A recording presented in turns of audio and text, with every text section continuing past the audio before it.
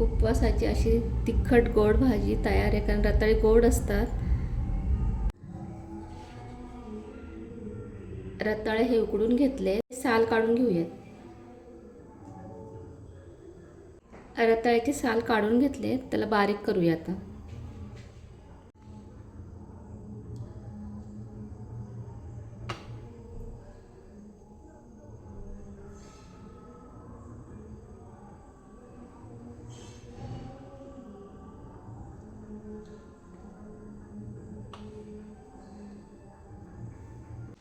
बारीक करून झालेत रताळे.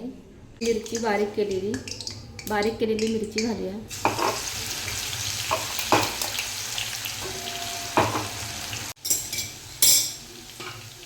बारीक केलेले रताळे घालूया त्याच्यामध्ये.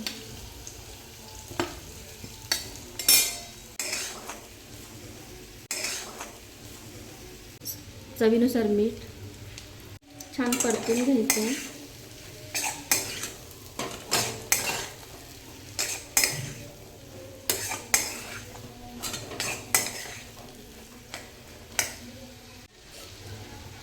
शेंगदाण्याचे कूट 4 चमचे.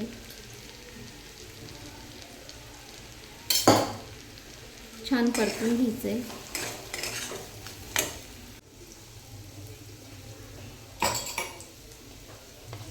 ओलं खोबरं 4 चमचे घालायचे.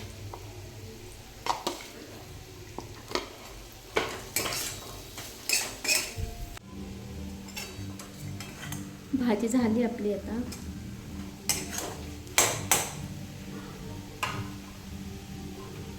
गॅस बंद करू. एक 5 मिनिटं त्याला वाफ काढायची.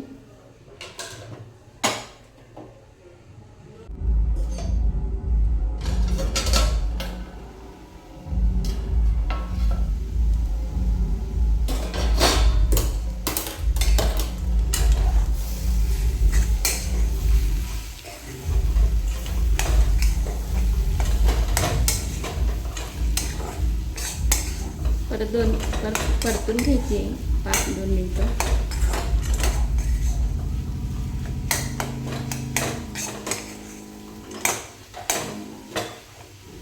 चवीला थोडी गोड तिखट अशी भाजी तयार आहे. व्हिडिओ आवडला असेल तर लाईक करा, शेअर करा आणि सबस्क्राईब करा. थँक्यू.